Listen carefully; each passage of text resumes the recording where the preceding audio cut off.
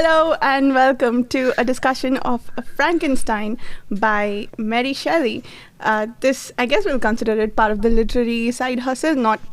We didn't quite put it on the wheel and plan it. It just happened because a bunch of us had read it at various points in the last year and a half, and some others wanted to read it and talk about it. So here we are. The next literary side hustle is going to be on American Psycho, like we talked about during the, what discussion was it? 1984 discussion. And that will probably happen sometime October, early November. With me, of course, I have the usual group of friends. Jared, could you start us off with intros? I am Jared, the runner of the Fantasy Thinker YouTube channel and member of Speculative Speculation Podcast and a whole bunch of different stuff on pagechewing.com like this fine podcast you're listening to here. Steve? Chris? Okay. Somebody. Go ahead, Chris. Okay, I'll go next. My name's Chris Mullen from the Chronicle of Chris YouTube channel and from said Speculative Speculations podcast. And for those in audio, Varsha's eating at the moment, so can't do introductions, so I'll say Steve. Very nice. I love how Varsha said, we just decided to read this book. It's like, no, like Varsha told us we're reading Frankenstein. That's how this all happened. Yes. But anyway, I'm Steve from Page Chewing and Steve Talks Books and pagechewing.com and Speculative Speculations and lots of other things that I can't remember all at once, but it's going to be a good discussion. And Varsha's done eating, so Yes. Varsha can go next. For the moment. Hi, I'm Varsha, and you can find me on the YouTube channel Reading by the Rainy Mountain and hustling people into doing side hustles like this. I think all of us, Steve, you read it the most recently. So do you want to start us off with some high-level thoughts?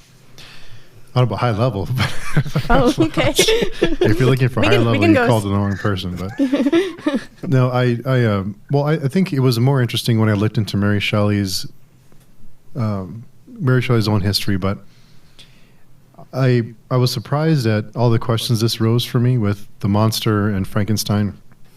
And I know people are gonna groan when I say this, but I think it's one of those stories that are relatable in any time period. It's in our time period. I think it's that question of, yes, we can do it, but should we? Mm. And I'm gonna come back, as I usually do, to AI and creating, because it is almost a monster that we're creating. Mm-hmm. And so the question is, yes, we can do it. Yes, there are these technological advances. We can do it, but should we?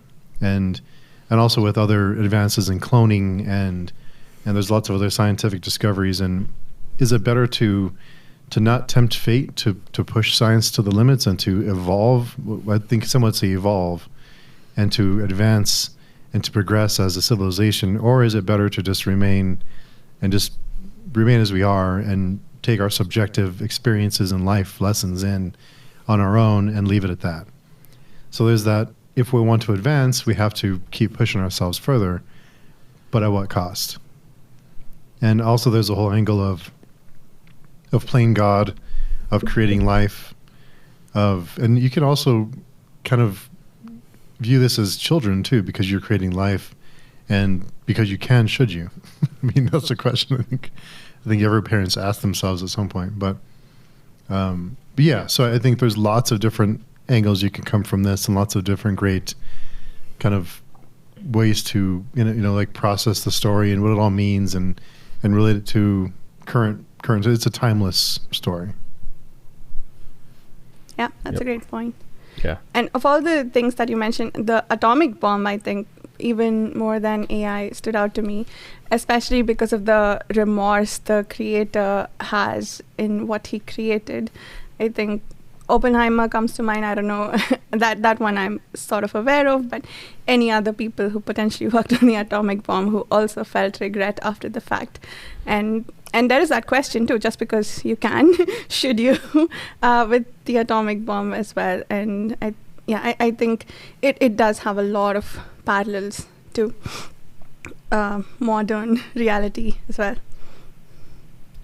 Yeah, it's interesting because you wonder. I mean, this has been the model in literature for that very question about how far we should take things.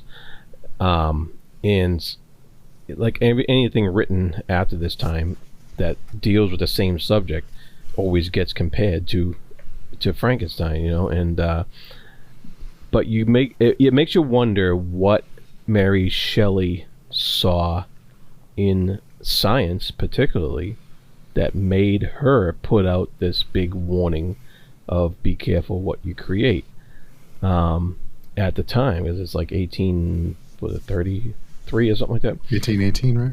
1818. Yeah. And what was she looking at that scared her enough to make this scary Frankenstein's monster?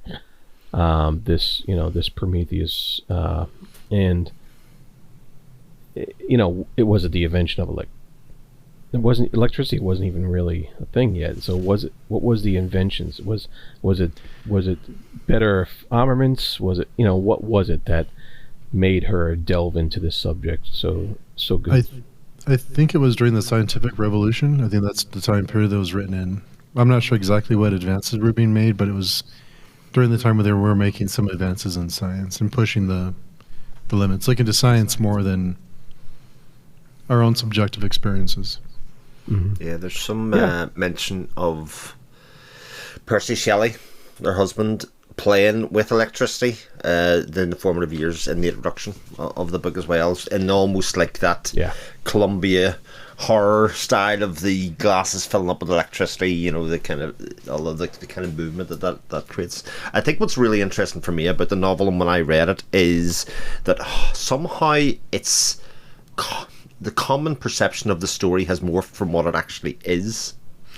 If you know what I mean. So if you were to ask anybody in the street, do they know Frankenstein or the story of Frankenstein, they will almost certainly say yes. They will tell you the story of Frankenstein, but it ain't this story. it ain't. The themes of this book are not the themes that the 1930s movies sort of looked at and more, visually anyway. That kind of very poster feel of be terrified of the monster kind of thing. Those themes are not the themes are of the book. And further to your points, I think it also deals quite heavily with the idea that not only should we,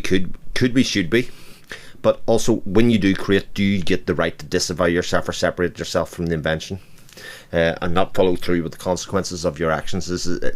Can you, if you have the hubris enough to go to a certain place, do you ever have the right to step away from it and say, actually, I'm not happy where this is going anymore when it's already done? And I think a lot of those things are the things that really I attach to within the story. And one last point that is a good question to spring off for everybody else here. It's sometimes called the first science fiction novel, right? And I was expecting more science fiction in it, or more science in general in it, but it sort of eschews most of that stuff, for me anyway. There is ever so light references to like the work of Isaac Newton and kind of comparing himself to that litany of kind of great scientists because of his own hubris, etc., but not actually into the creation of Frankenstein's monster and all that kind of part itself that I was expecting in the book, but sort of is glossed over with. So I'm not quite sure that I see it as a science fiction novel other than a thematic kind of link to science fiction. Yeah. Sorry, go ahead, Jared. I was going to say in as much as science fiction is it's fiction of ideas and thought experiments, I think science is fairly loose, or maybe it's not. I don't know what the state of science was at the time. She tries to make alchemical explanations. Maybe alchemy was the science of the time. So maybe for its time it is science fiction. But in terms of the thought experiment aspect of it and the ideas that are explored here, it does read very much like some of the masterworks that we've read, wherein an idea is presented and then we explore all the consequences from it. Yeah, I was actually going to say that very same thing, Basha.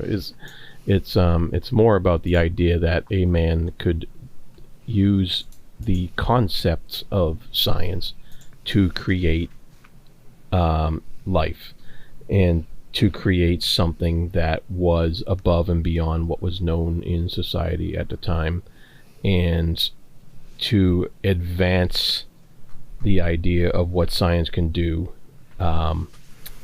even without the approval of the society that the scientist was in. I mean, for good reason, the guy was a madcap, but so like I was going to say the same thing as Vasha said. It's like there's quite a few of those masterworks we've read where the science part of the fiction was kind of a little lacking, and it was more fiction. You know me, I think it's a great fantasy. This book is a wonderful fantasy novel, and of course it falls into the genre of horror, which of course comes from the appellation of being Gothic, the Gothic novel that was very popular at the time. That reminds me, I think following up on what you said, Chris, I think I didn't quite know what to expect.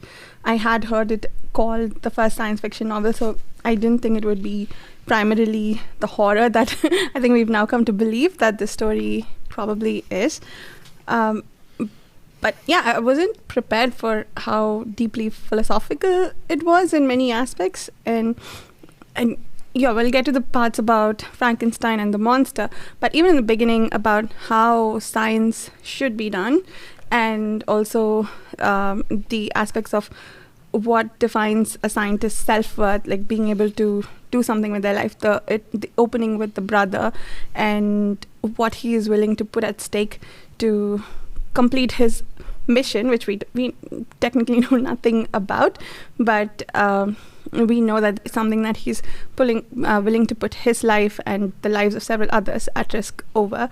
And also the aspects of how science should be done. I think one particular thing that really stood out to me was a conversation that Frankenstein has with one of his professors, where the professor tells Frankenstein that sure, this is what you want to focus on, but you won't be a very good scientist in this field if you don't broaden your scope and study all these other subjects that might feed into what you need to do. And that really spoke to me because I feel like I'm not a scientist myself, but I feel like some of the tendency in the way we do science recently is to hyper focus on individual aspects, with maybe losing the bigger picture that we're trying to solve, or not sufficient focus, in my opinion. So that part really stood out. And of course the scientist's career, I think those, besides the main themes of the monster and the creator that were explored, that really stood out to me. Yeah, the whole angle of playing God and creating life from nothing, and Frankenstein shuns the monster, and after it's created, and so I guess the question is, whose fault is it? The wrongs that the monster did, is it the monster's fault?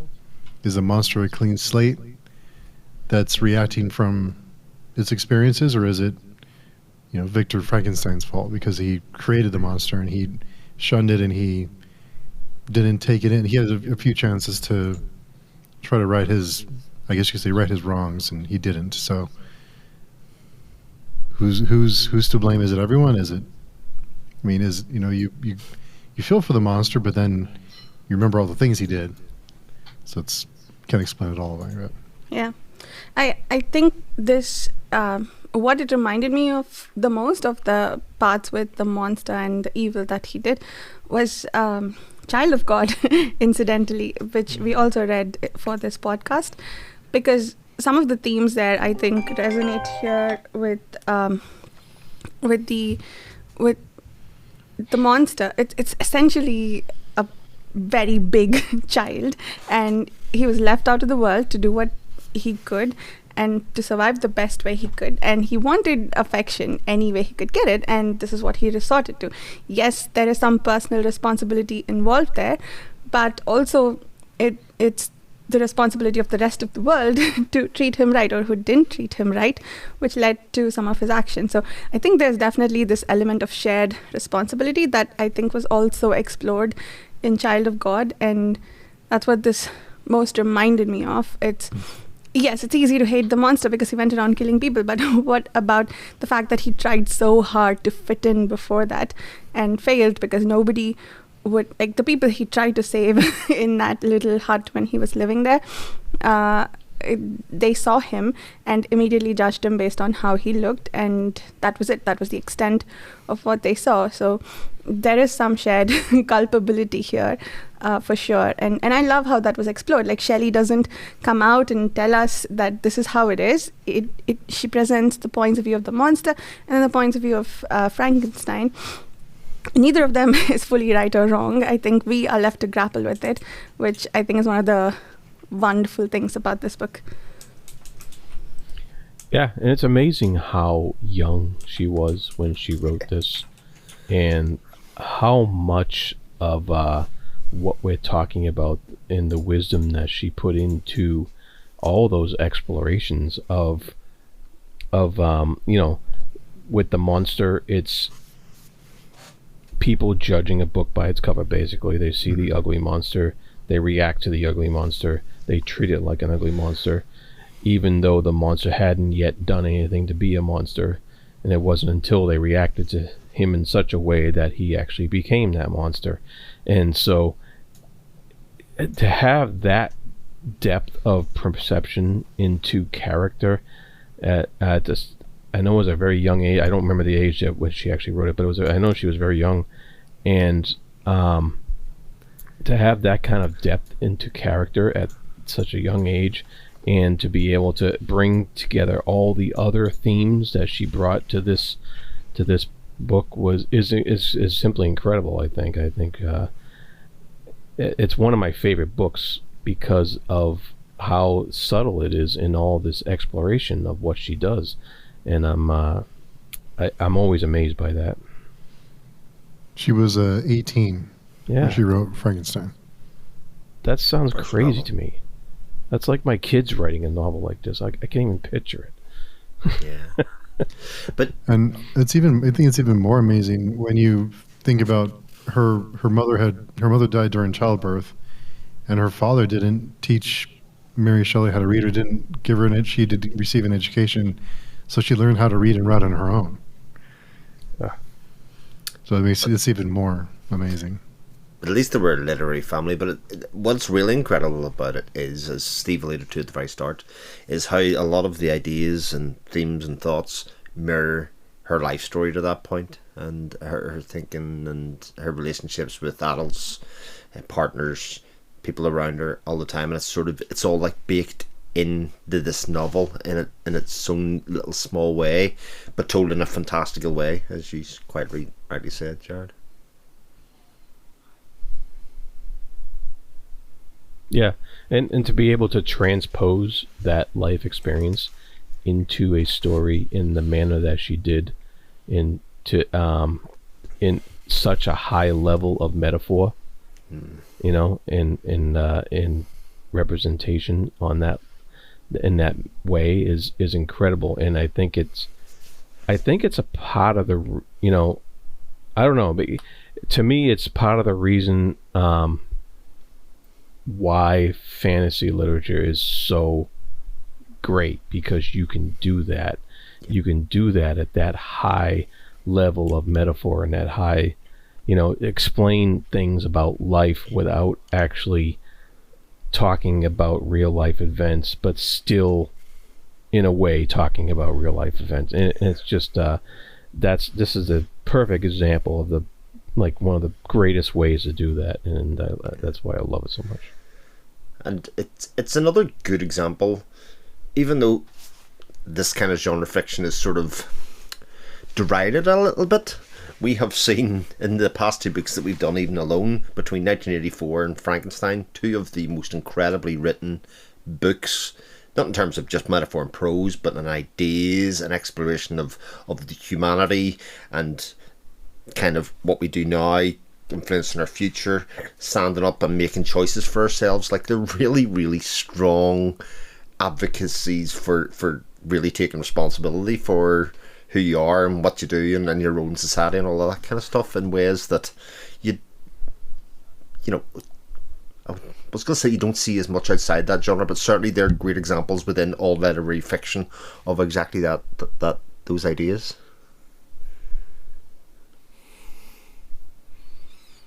Yep.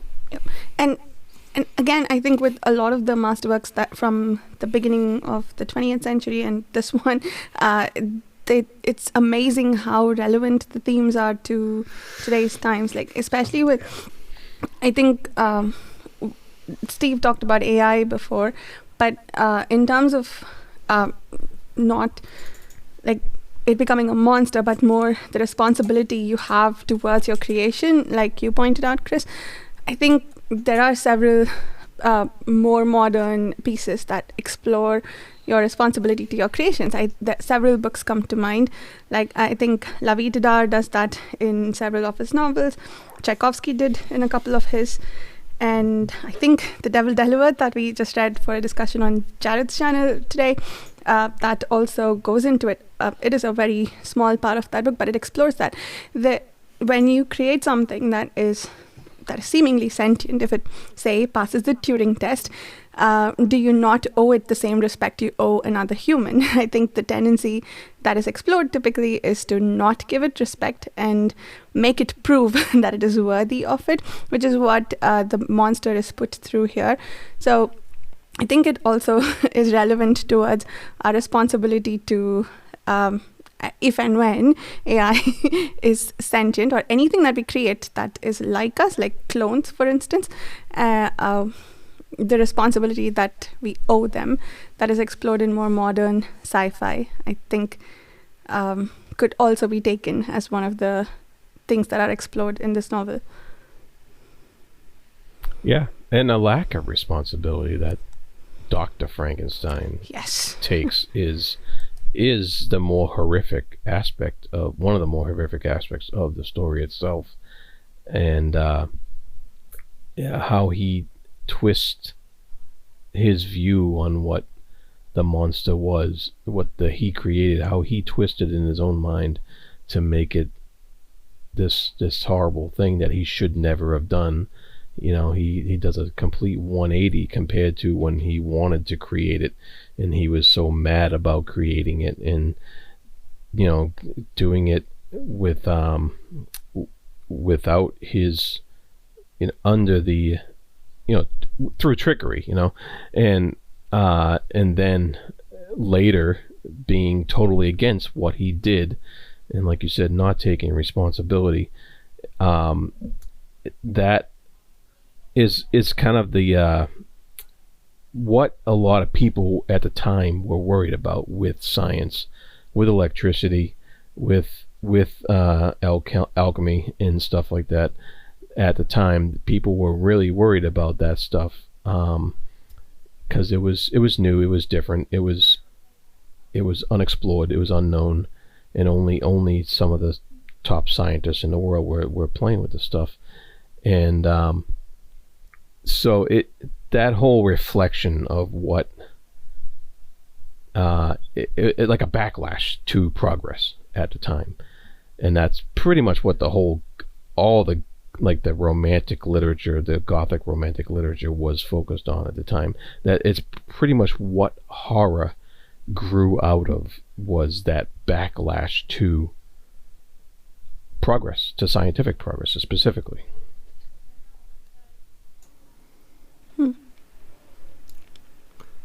There's also a strong sense of it being a masculine problem, like masculinity in this competition and the way to impose yourself and control yourself on the earth is a very masculine problem, and that everybody else has to deal with the problems caused by males in science, for instance. The notoriety of progress in there is about that, and I've seen a couple of further readings all concentrate on the kind of Shelley view of, was she talking about problems with males in her life, because relationship with her father, with the relationship with Percy Shelley in her marriage, etc.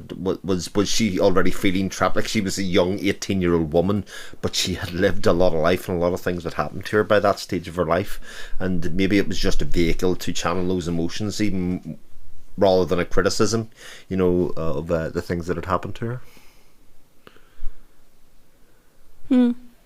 And I guess the intellectual pursuit to the exclusion of all else, like, there is a period that Frankenstein goes through where he doesn't communicate with his family at all because he's so focused. Sure. Perhaps the men in her life went through that as well, when they neglected family in favor of intellectual pursuits.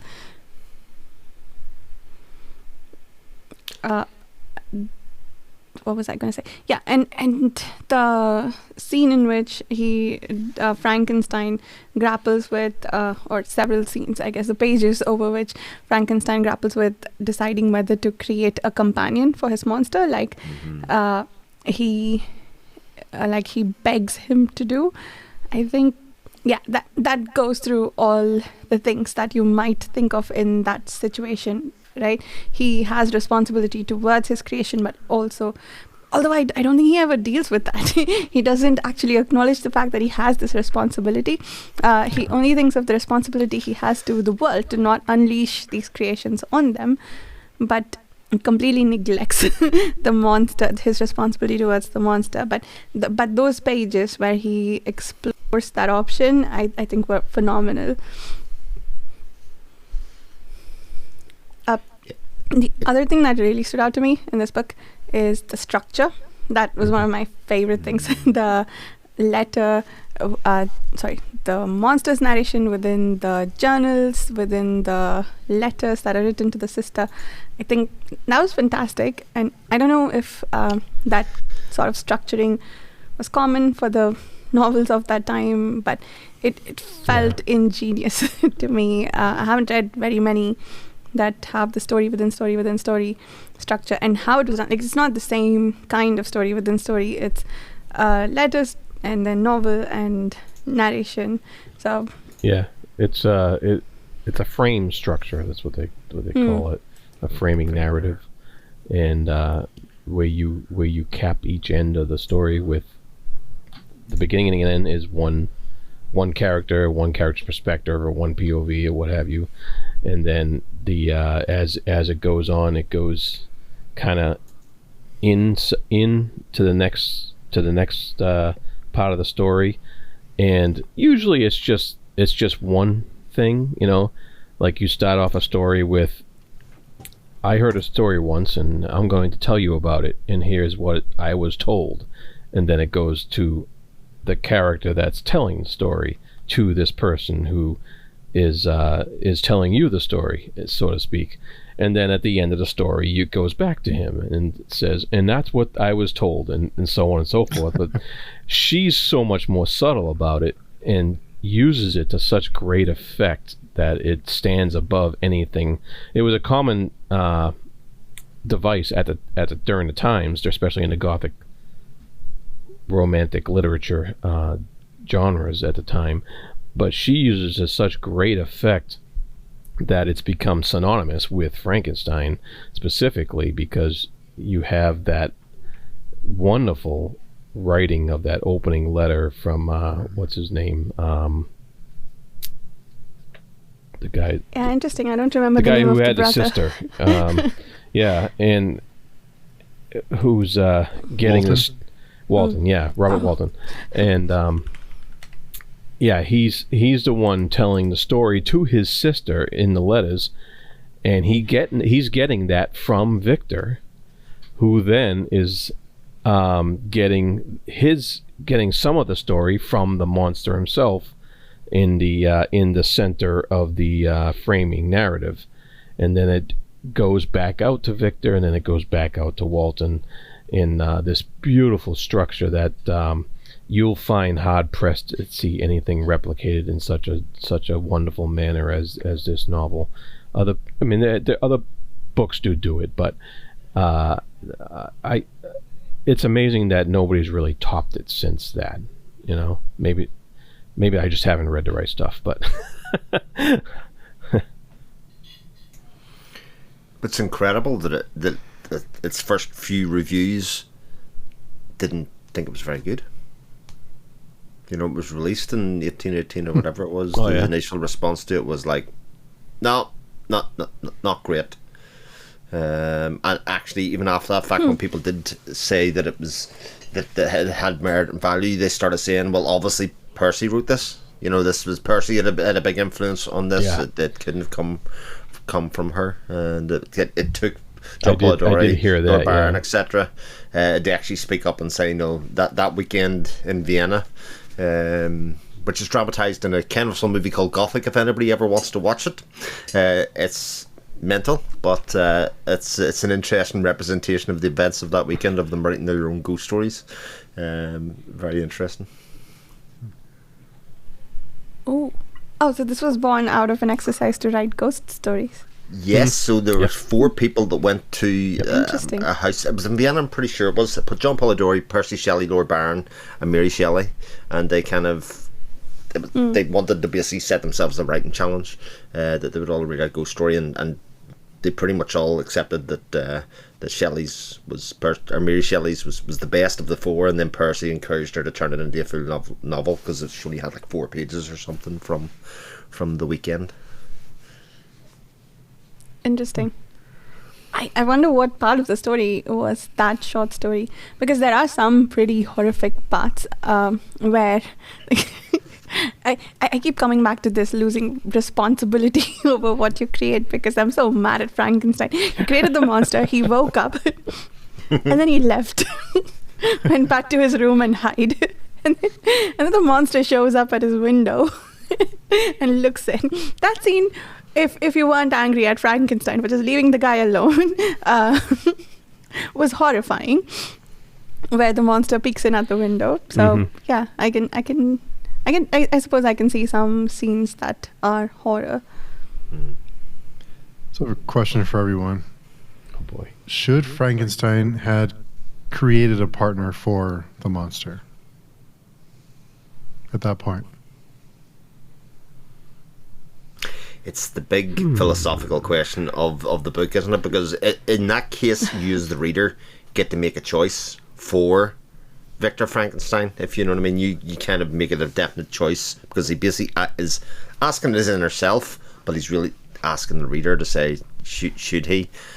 I'm sure I'm just like everybody else reading the book. I bounce back and forward and going, yes, he should, but actually that would mean, so no, but you went there in the first place, but you shouldn't compound your own mistake. You know, that kind of back and forward. And I think ultimately he failed the monster early on, even though he knew he needed to take responsibility and showed compassion and love, but he couldn't bring himself to do it. This was him basically opting out and finding an easy way out in some ways, creating then, so basically somebody else take it off my hands and take the responsibility. I've done what's right for it, and you can kind of see some, again, parallels of that throughout life, where people kind of made a mistake and compounded the mistake by doing something else to absolve themselves of that. I ultimately think he should have, but he also should have been supported. You know, it should have been also supporting his creation in whatever way, because the creation became a menace to society in some ways, and to himself then ultimately. Yeah, you're right, Chris. The 2 wrongs don't make it right. So making another thing like this might be a big mistake. Probably would be a big mistake. But the buried deep within me, that evil scientist is saying, yeah, he should have made a whole bunch more. but Family. I think there is a third way though. The monster wanted a companion. That's why he asked for another one like himself. But really, he could have done if the people that he was watching from the hut that he camped out in had been kind to him. And Frankenstein was in a position to give him that kindness. And he was, I forget at this point if he was already married or going to marry, but he had a companion who probably would have understood if he had told her, given how he described her. So they could have been the family that the monster wanted, and so absolved himself of the responsibility of creating another one, and possibly other evil things the monster might do, because like, you paid the price anyway. Your wife died because of the monster, so why not? I guess that never even occurred to him, but he could have given him kindness. That's all he wanted. And I think the monster even says, like, I forget if he directly makes the comparison to I'm your child and you left me without parents, but they could have been said parents, and maybe help the monster cut out some of his baser instincts that made him want to kill that child. Yeah, but I think the inherent nature of Dr. Frankenstein's character, his inbred selfishness and hubris, I don't think he had the capacity to actually be a companion to this monster, to be kind to this monster. Mm-hmm. He was definitely not the right guy to do that, and he couldn't. I don't even think he had the capacity to think that far, where he said, "Oh, maybe I can just find you a friend rather than build you one." And that's part of Mary Shelley's genius in creating this character, knowing these faults that this guy had, and how this was not going to be an easy situation because of this guy's faults, and because he couldn't make that simple leap that Varsha just made. That there's definitely a third way out of this. There's definitely a way to go about this that's doesn't involve all the conflict and strife that it came to. And I don't think Dr. Frankenstein had that capacity, and I think that's part of the character that Shelley created in order to reflect what she wanted to get to tell in this story, and it's part of the genius of the story too. Just think, how many lives would it have saved if you would have created him a partner? Maybe he would have maybe just like disappeared and lived happily ever after with his bride.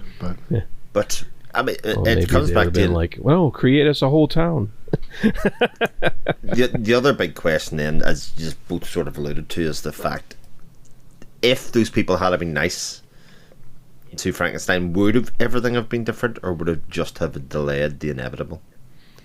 Because a bit like you were saying about Victor Frankenstein, inherent nature meant that he didn't matter what he did, he was just that person. He wasn't emotionally attached to it. He could never bring himself, no matter how much his scientific head that he knew that he should.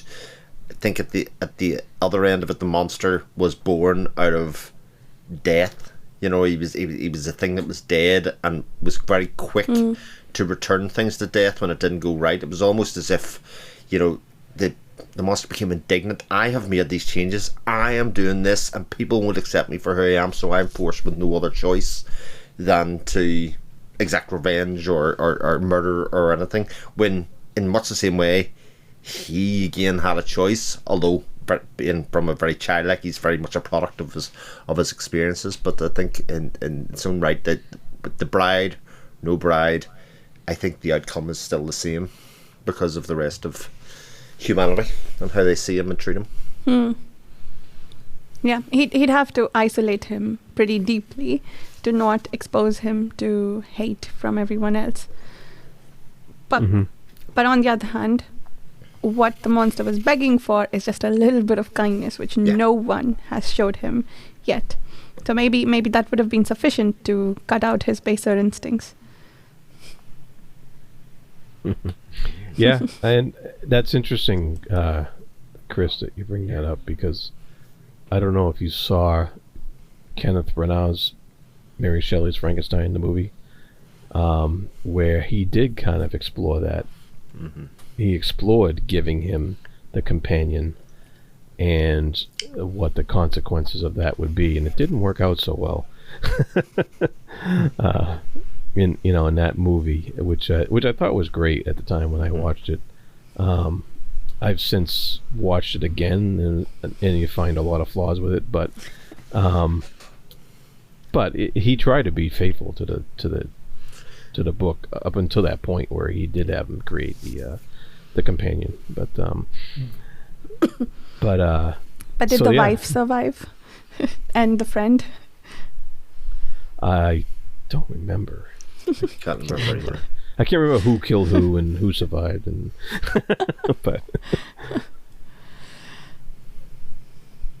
yeah, and I think that makes sense that it wouldn't play out very well, not because they are inherently evil like Frankenstein postulates, but more because the whole monster family isn't likely to receive any love from any humans that they run into, because the default reaction is that of revulsion, and so they will never feel like they can be accepted. And sure, he says, I'll go live in the mountains, but eventually they have to make their way down if they end up having a family and reproducing, like Frankenstein theorizes. So yeah, it is not an easy choice to make, and I think Frankenstein grappled with it for the appropriate amount of time before deciding, or like sufficiently to make me happy that he didn't just decide, no, I'm not doing this. He's not playing God, which he is, but like not with impunity.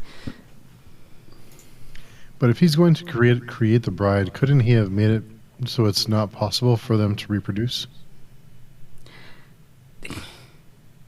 That's true, and I feel like he had some he wasn't fully sure how it worked, just that it did. So I think he was uncertain of his ability to create a female who could not reproduce. Or but I could be wrong about that. I got way. the impression that yeah. Yeah. Yeah, I mean during the monster's story that he was telling, I'm trying to remember. I think the monster was even frightened of himself at points, and because he realized that he was so different from everybody else, and so there was some psychological exploration of that, because of course we can't imagine what that would be like to suddenly be alive from something dead. It's not that's out there. That's the real fantasy part of it. So and what would that do also? How would a companion also grapple with that fact?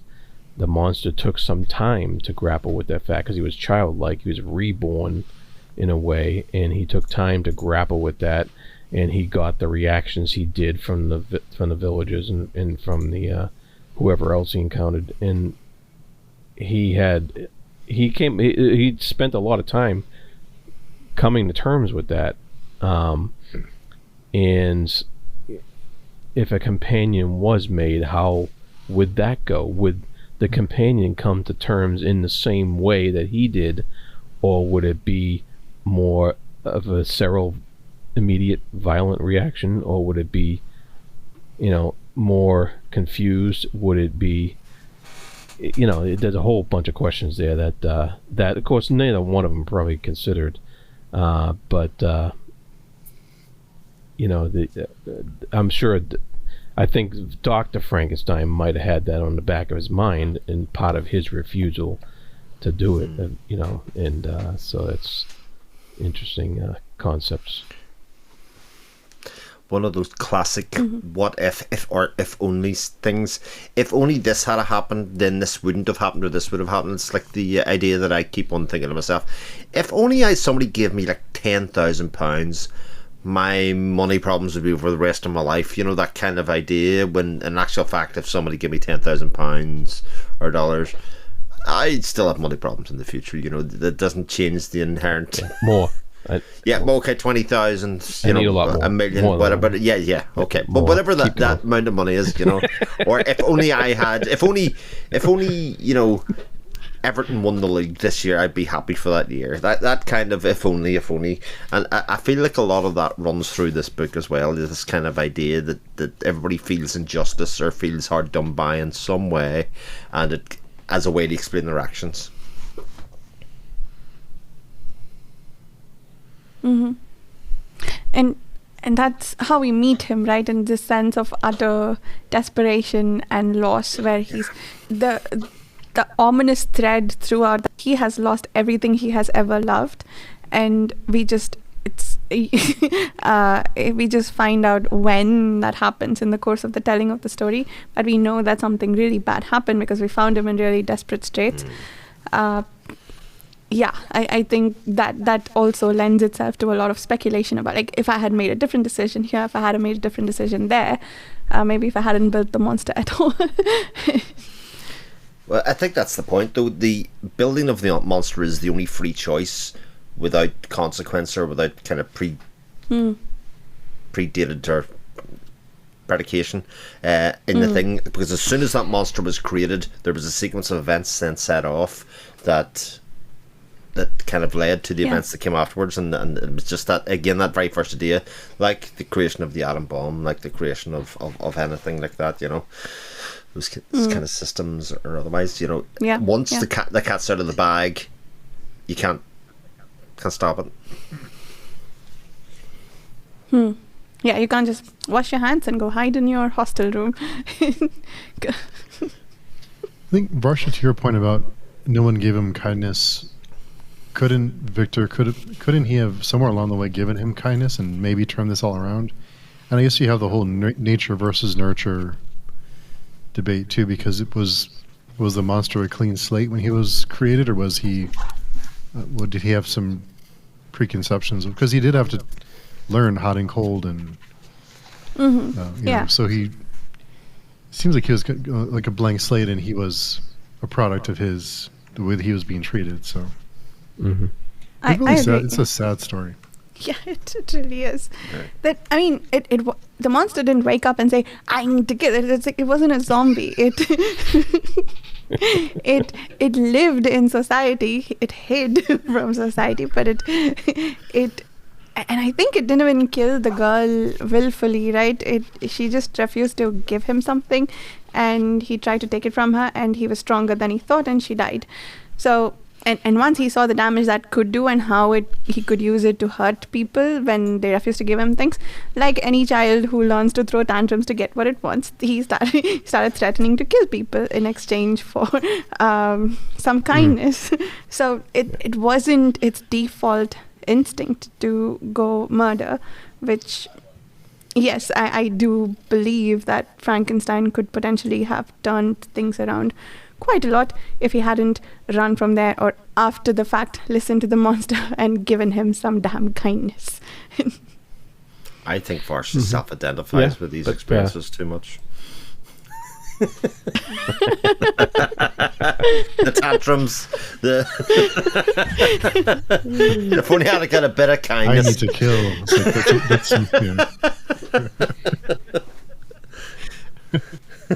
Yeah, but that goes back to Victor's character. Was he capable of that? You know, and I don't think he was capable of that kind of kindness. He was too self-involved. He was too selfish. He was too focused on his goal and what he wanted to accomplish, to the detriment of all else. And then you go back to the villagers that originally encountered the monster. They kind of represented something that was too ignorant of what was out there. They were too superstitious of what is, you know, in the woods beyond, and what's out there, what's the other beyond, you know, what they're living in their little shell of village or protection or whatever. And so the opportunities for the monster to have that kindness were so nil. They were limited. They weren't available readily. Who else could have given him that kindness? And I think that's a question that maybe Shelley was asking. Who else could have given kindness to a creature or a being or a person in that situation? Maybe that's a question she was asking about herself. Who knows? But it might be a question that we all ask. Who could have? These people couldn't have. Victor could not have. It just wasn't in his nature. It wasn't in his character. The villagers couldn't have. They were too blinded by fear and ignorance in order to, dole out that kind of kindness to such a foreign and other-looking being. And so that's a big question right there. How to overcome inherent biases in order to give the benefit of the doubt to something we know nothing about, in that overcoming that fear of the unknown. The grappling with the things that you've, like, the internal biases you have to struggle with to get to the point where you can accept something that looks monstrous. Yeah, I like that. Yeah. I wonder... What else? I wonder whether this isn't also a commentary on... Well, it could be about her husband and about her relationship, but about the suitability to be parents. Right? People will do enjoy the act of reproduction, how children are being made, but don't want to accept responsibility for the outcomes of that, and who will make good parents and who will not make good parents. People that want to do one side of it but not accept responsibility of their actions. And especially given, again, we haven't really talked about it, but the fact that she had a premature baby born, died a few days later, and she had a dream actually about that baby coming back to life long before she even thought about this book. In some ways, I wonder if an awful lot of that was mixed up in a lot of her kind of processing of that emotions. Like, if that baby had been born, if it had have stayed up, would I have been a good enough parent? It might have been about her, it might have been about Percy Shelley, it might have been about her own father, it might have been about all of those things, accepting her for who she was, or the child for who she was. It feels very much wrapped up in her life without being exactly pointedly about it. Yeah. My information is from reading Ariel. I'm only halfway through that book, but we know that Godwin washed his hands off of her at some point for eloping with Shelley. So could this also be grappling with that? Like, when a parent refuses to take responsibility for their child for whatever reason. And the same thing happened to Percy. Like, they were two very, very similar children. Like, the father eschewed responsibility, cut him off in much the same way from it, and he actually found solace in Godwin himself, as a better suitable parent. But then he stole the daughter. Yep. I think Shelley lost a few kids, right? She lost a couple. I think she only had one did. surviving. I think she had 2 or 3 that had died. She did. I think it was after writing this book, but yeah, she had lots of loss, and she even carried her husband drowned, and she carried his heart around for the rest of her life. I had heard that one. Wow. Oh, interesting. And she never remarried or moved on. She was just with his heart. That is so heartbreaking. Heartbreaking, creepy as shit. Especially if she dropped it. Well, there is a certain way to look at it. I agree. I tried not to go there, but yes, I agree. It's also creepy.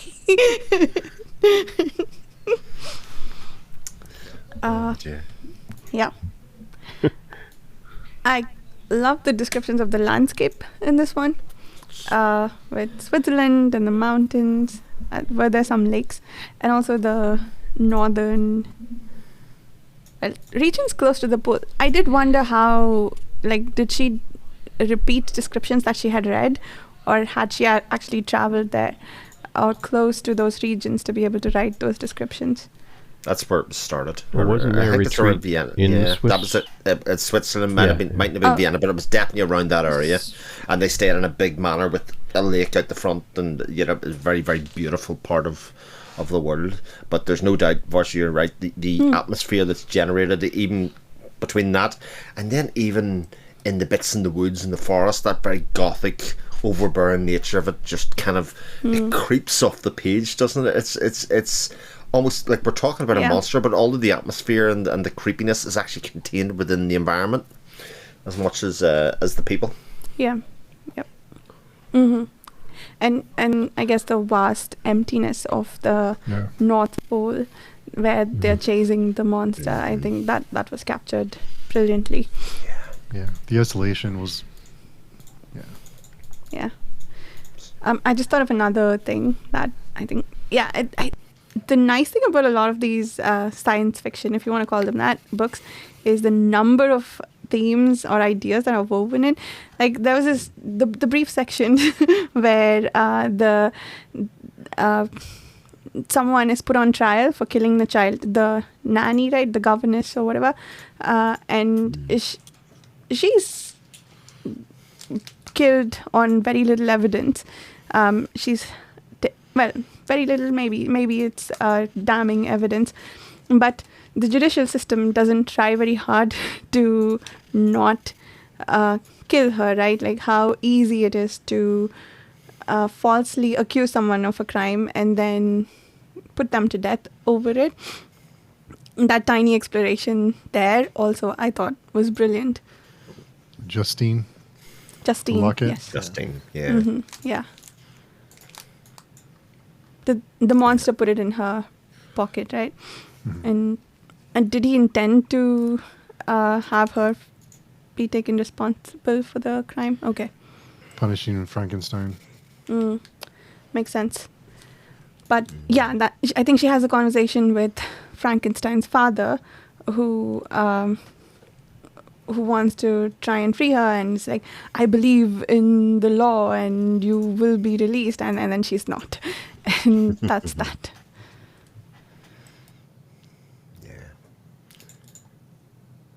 Yeah. Completely I heartbreaking find story. it amazing. That's all right. Yeah. Yes. You're right. I find it amazing, all the beautiful passages that she has in here, just like that, and even the very last line of the whole book, I just think is great, where it says, "He was soon borne away by the waves and lost in darkness and distance," and that just like gives you that sense that there's a darkness in distance in humanity, in this search for progress, in this search for a scientific answer to something that ends in death, in darkness, in distance, that isn't human, and she's kind of lashing out against that kind of thinking, and it just beautifully put and stuff like that. Yeah. Oh, and the ending, I love that too, where I think Frankenstein dies, if I remember correctly, right? And the monster comes back and again does a big speech about how much he regretted that. That section was also Beautiful. pretty brilliant. Yeah. It's not a happy ending. No. It's one of the most tab-worthy books I have ever read. It felt like pretty much every single line had meaning. Every line had something beautiful about it, something haunting about it. It was tinged full of emotion. I sort of had to stop myself because I was kind of going every other page with a tab marker at the side of it. And I was like, well, I'm never gonna read all these if it's all tabbed. Yeah, you can just open it up and just read a line and just be satisfied with it. And it's funny because I read this for one class when I was going to school, and and then it came up in another class as reading material, and I was like, oh, I don't want to read this again. What am I? And then I was like, all right, I'll pick it up, and I started, and I was like, oh yeah, actually, I do want to read this again. It's really great. Yeah. Steve, did you do audiobook or did you read it physically? It was all audio, and I kept hearing, like you guys mentioned, I kept hearing lines, and I was like, oh, I have to go back and write that down. And then, of course, I was in the middle of, a bike ride, so I couldn't do that, obviously. But so many great lines. Is a really good narrator too. So yeah, Dan Stevens does the narration. I think of that version. I did part audio for it as well, and it was terrific. Really, really good. Mm-hmm. Oh, cool. Nice. I have to maybe listen to the Dan Stevens one. I did. There was one version available by Simon Vance. I picked that one, but I did the thing. I listened to it at home, so I had the advantage of pausing and going and highlighting what I wanted to. But yeah, good story. Any other thoughts before we wrap up? Where does it really rank? Good classics for a reason? Where does it rank amongst the books that we've read for the side hustle? Oh, interesting question. Oh, it's no question for me. It's number one. I think it might be for me too. Oh, yeah. I think it does more than The Road in terms of themes. So probably this, then The Road. And did I say Road then 1984 last time? I forget. But I'd put those two the same. Blood Meridian and Child of God can be together. I won't say more. It'd probably be number two. I think 1984 is still my number one. That's fair, even though I have no idea. But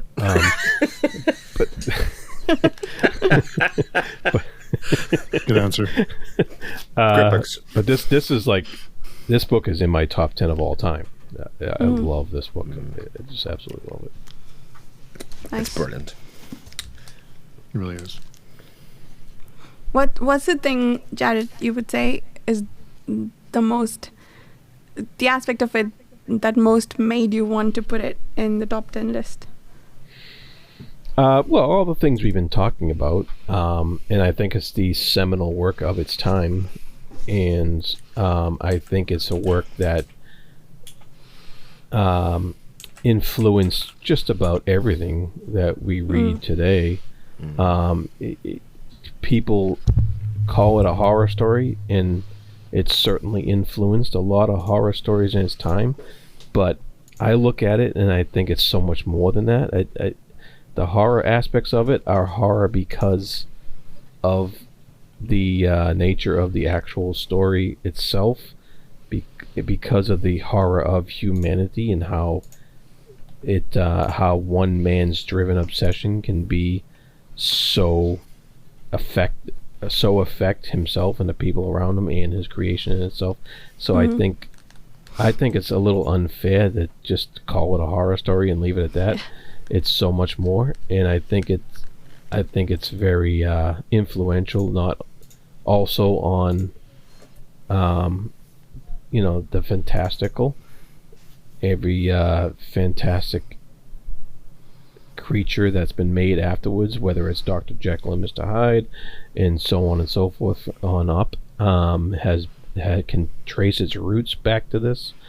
And I know Chris said there wasn't much science in it, but like you said, Vasha, the ideas of science were in there, and I think that the roots of science fiction can be traced back to those ideas as well. So I think just a sheer influence of this book on everything pretty much that's come afterwards is there, even to the writers of today, and it's a giant that is holding on its shoulders just about everything we read these days, especially in genre fiction, and I appreciate it for that, and will always treasure it for that reason. Nice, very nice. And that's just sorry, go ahead. Oh, I'm saying that's just a wine talking, by the way. No. I was saying in terms of Gothic horror and Gothic literature, just for reference, this is what 1818, and Dracula was published in 1897. So almost 80 years later. So this is way ahead of its time. Yeah, it's crazy, isn't it? Yeah. Interesting. Gotta put that one on the wheel too. Okay. Wasn't a fan. No, not a fan. Okay, then I take it off. What was I going to say? Any other closing thoughts? Nope. Yep. Good Nope. stuff. Okay. In that case, we will see everybody approximately a month later with American Psycho by Brent Ellis. Is that the writer? And Brett Easton Ellis. Jared's confirming for us. Yeah. Yes. Brent Ellis in about a month. And yeah, thank you so much for listening. We'll see you soon. Bye.